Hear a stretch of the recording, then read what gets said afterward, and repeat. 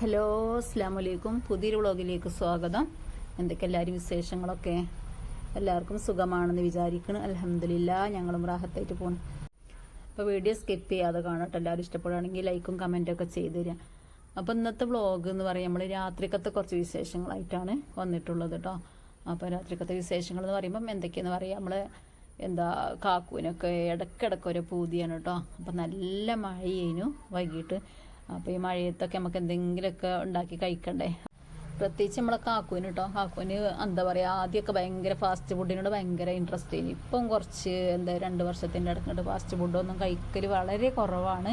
പിന്നെ വലിയ താല്പര്യമല്ല കേട്ടോ. അപ്പം നമ്മുടെ വീട്ടിൽ എന്താ ഉണ്ടാക്കുന്നത് അതിനോടാണ് ഇപ്പോൾ താല്പര്യം. അപ്പോൾ അതാ ഈ മഴയത്ത് ഞങ്ങളിങ്ങനെ ഇരുന്നപ്പോൾ കാക്കൂന് ചെറിയൊരു പൂതി കേട്ടോ.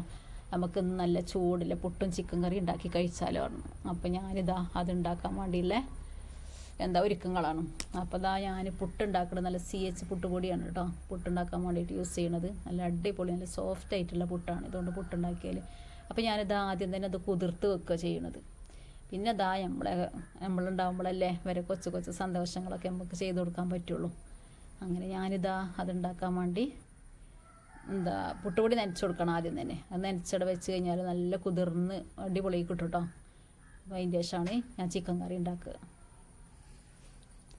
പിന്നെ ഫ്രിഡ്ജിൽ എപ്പോഴും കാണും കേട്ടോ കുറച്ച് ചിക്കൻ. ഞാൻ പറഞ്ഞല്ലോ, ചിക്കൻ കൊണ്ടുമ്പോൾ കുറച്ച് ഞാൻ ഫ്രിഡ്ജിൽ വെക്കലുണ്ട്. അത് എപ്പം ചിക്കൻ കൊടുന്നാലും ഞാൻ അങ്ങനെ കുറച്ച് മാറ്റി വെക്കലുണ്ട്. അധികം ഉമ്മമാരെ ഒരു സ്വഭാവം തന്നെയാണല്ലോ. അതുപോലെ ഞാനും ചെയ്യും കേട്ടോ. പിന്നെ നമുക്ക് പിറ്റേ ദിവസമൊക്കെ വേണമെങ്കിൽ എടുക്കാമല്ലോ, അങ്ങനെ വിചാരിച്ചങ്ങാണ്ട് വെക്കണതാണ്. പിന്നെ അപ്പോൾ നമുക്കൊരു കറിക്കുള്ളത് തന്നെ ഉള്ളൂ. നമുക്ക് അതിനെ മതിയേനും കുറച്ച് നല്ല അടിപൊളിയായിട്ടില്ല കറി ഉണ്ടാക്കിയിട്ടാണ് ഞാൻ പുട്ടക്ക്.